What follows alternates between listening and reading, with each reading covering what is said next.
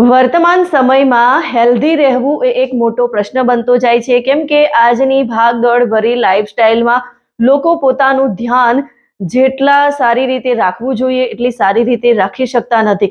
અને એના કારણે આપણે જોઈ રહ્યા છીએ કે આપણી આજુબાજુ પેટ રિલેટેડ સમસ્યાઓ વધતી જાય છે. અને એમાં પણ સૌથી વધારે કબ્ઝ એટલે કે ગેસ, એસિડિટી અને કબજિયાતના પ્રશ્નો ખૂબ જ ઊભા થતા હોય છે. અને આપણા ઘરમાં પણ 4 થી 5 ફેમિલી મેમ્બર હોઈએ તો રોજ એક મેમ્બરને તો પેટ રિલેટેડ ઇસ્યુનો પ્રશ્ન હોય જ છે.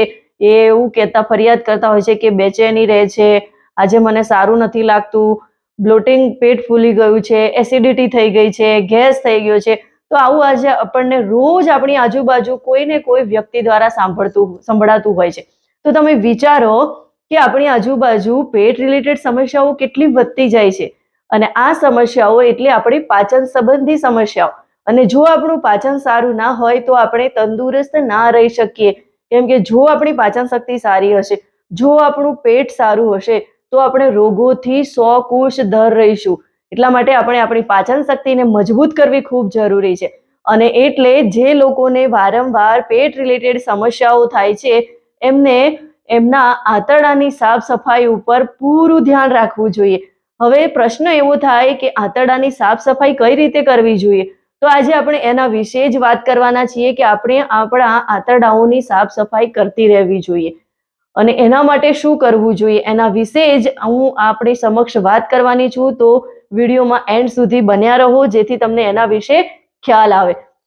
તો વાત કરીએ, જેમ આપણે આપણા ઘરની રોજ સફાઈ કરીએ છીએ, એક દિવસ ઘરની સફાઈ ના કરીએ તો ઘર કેટલું ખરાબ લાગે છે. આપણે થોડો સમય માટે પણ ઘરથી બહાર જતા રહીએ છીએ, ઘરની અંદર બધું અસ્તવ્યસ્ત હોય છે, છોકરાઓએ કચરો ફેંક્યો હોય છે, તો જ્યારે પણ આપણે ઘરમાં આવીએ છીએ ત્યારે આપણને બિલકુલ ગમતું નથી અને બીજું કામ કરવાની જગ્યાએ આપણે સફાઈમાં લાગી જઈએ છીએ. તો જ્યારે આપણું ઘર આપણને આટલું ચોખ્ખું ગમે છે અને ઘરની સાફ સફાઈ માટે આપણે રોજ કચરા પોતું કરતા હોઈએ છીએ, બસ એવી જ રીતે આપણા આંતરડાની સાફ સફાઈ માટે પણ કચરા પોતાની જરૂર છે.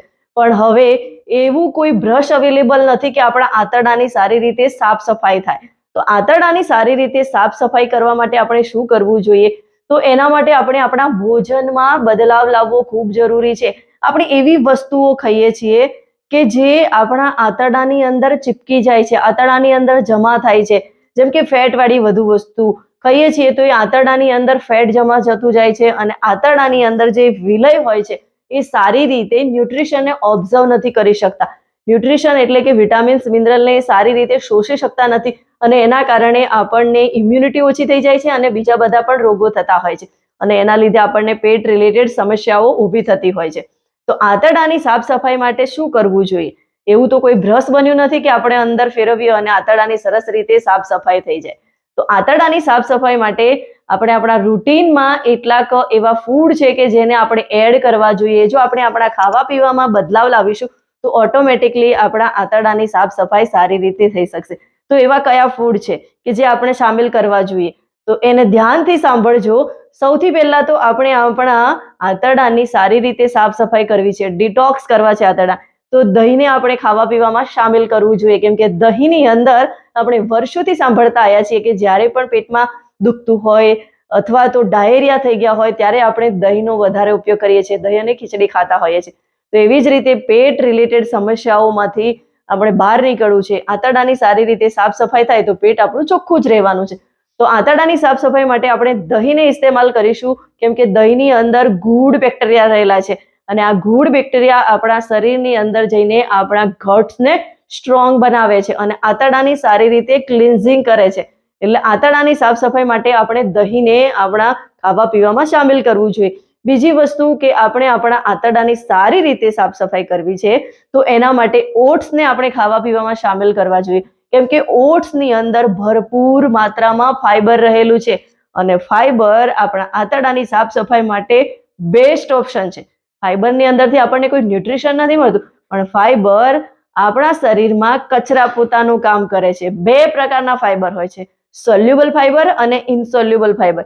આ બંને પ્રકારના ફાઈબરમાંથી એક પ્રકારનું ફાઈબર ઝાડુ લગાવવાનું એટલે કે કચરો કાઢવાનું કામ કરે છે, સાવરણીનું કામ કરે છે, અને બીજું જે ફાઈબર છે એ પોતું લગાવવાનું કામ કરે છે. એટલે જ આપણે ફાઈબરયુક્ત ખોરાકને ખાવામાં સામેલ કરવું જોઈએ અને એમાં ઓટ્સ, અને એ પણ સાદા ઓટ્સ જે આવે છે એમાં ભરપૂર માત્રામાં ફાઈબર હોય છે.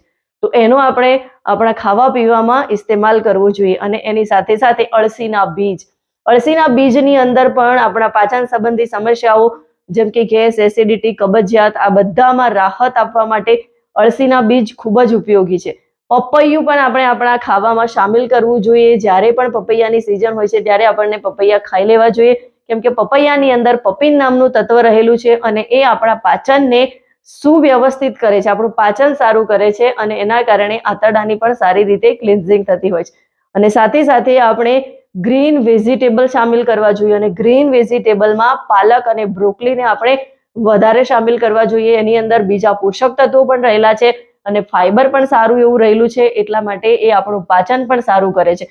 એટલે ખાવા પીવામાં આપણે ફાઈબર યુક્ત ખોરાક અને સાથે સાથે લીલા પાંદડાવાળા શાકભાજીનો પણ ઉપયોગ કરવો જોઈએ.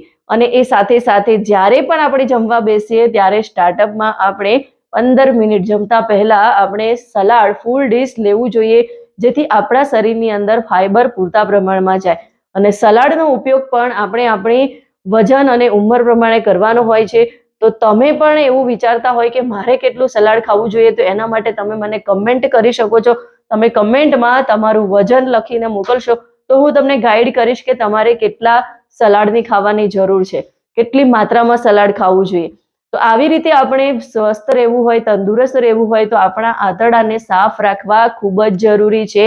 આપણને ખબર નથી હોતી કે આપણા આંતરડાની અંદર કેટલો કચરો જમા ભરેલો છે, કેમ કે આપણા ઘરની અંદર ઓઇલવાળી વસ્તુ પડે છે, તેલ થોડું ઢોળાઈ જાય છે, ઘી ઢોળાઈ જાય છે તો કેવા ડાઘ પડી જાય છે અને ચીકણું ચીકણું થઈ જતું હોય છે અને જોડે બીજો કચરો પણ એમાં જમા થતો હોય છે. તો વિચારો, આપણે ઓઇલી વસ્તુ ખાઈશું અને એનું ક્લિન્ઝિંગ બરાબર નહીં થાય તો એ આપણી આંતરડામાં ચીપકાઈ જવાનું છે, અને આંતરડામાં ચીપકાશે જોડે બીજી ગંદકી પણ એની ઉપર ચીપકાવાની છે. એટલે આપણા આંતરડાની સારી રીતે સાફ સફાઈ થાય એના માટે ફાઈબરયુક્ત ખોરાક લેવો ખૂબ જરૂરી છે. અને સાથે સાથે પાણી પ્રોપર માત્રામાં પીવું જોઈએ. અને એ સાથે બીજા ઘણી બધી બાબતો છે કે કમ્પ્લીટલી આપણું ડાયજેશન સારું કરવું હોય તો ફોલો કરવી ખૂબ જરૂરી છે. જો તમે પણ ડાયજેશન રિલેટેડ પ્રોબ્લેમથી પરેશાન છો, વારંવાર ગેસ એસિડિટી થાય છે અને એના કારણે બેચેની રહ્યા કરે છે, કામ કરવામાં મજા નથી આવતી અને તમે કાયમ માટે એમાંથી મુક્તિ મેળવવા માંગો છો, તો તમે મારી સાથે 1-to-1 કોલ બુક કરી શકો છો. 1-to-1 કોલની અંદર આપણે એના વિશે ડિટેલમાં ડિસ્કસ કરીશું અને બેસ્ટ સોલ્યુશન પ્રોવાઈડ કરીશું. વિડીયો ગમ્યો હોય તો એને વધારેમાં વધારે લોકો સુધી શેર કરો અને મારી આ ચેનલને સબસ્ક્રાઇબ કરો.